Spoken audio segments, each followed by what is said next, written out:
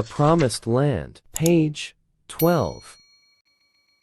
I ended up reading all those books, sometimes late, after I got home from basketball practice and a six-pack with my friends, sometimes after body surfing on a Saturday afternoon, sitting alone in Gramps' rickety old Ford Granada with a towel around my waist, to avoid getting the upholstery wet. When I finished with the first set of books, I went to other rummage sales, looking for more. Much of what I read I only dimly understood. I took to circling unfamiliar words to look up in the dictionary. Although I was less scrupulous about decoding pronunciations deep into my 20s, I would know the meaning of words I couldn't pronounce. There was no system to this, no rhyme or pattern. I was like a young tinkerer in my parents' garage, gathering up old cathode ray tubes and bolts and loose wires, not sure what I'd do with any of it, but convinced it would prove handy once I figured out the nature of my calling. My interest in books probably explains why I not only survived high school, but arrived at Occidental College in 1979,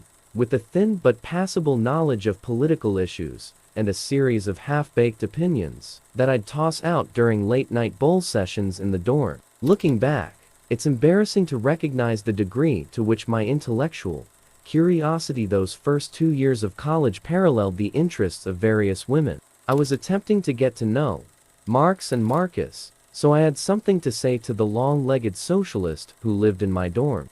Fannin and Gwendolyn Brooks for the smooth-skinned sociology major, who never gave me a second look. Foucault and Woolf for the ethereal bisexual who were mostly black, as a strategy for picking up girls. My pseudo-intellectualism proved mostly worthless. I found myself in a series of affectionate but chaste friendships.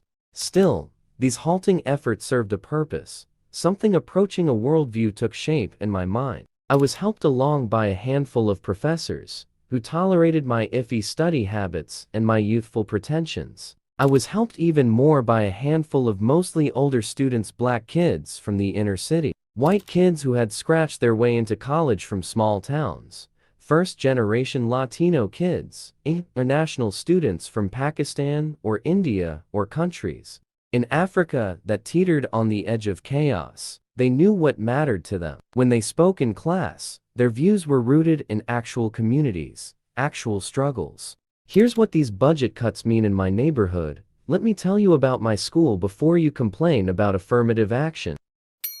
That's the end of page 12. Please press the next button, or press the next end screen on the right side of the screen for page 13.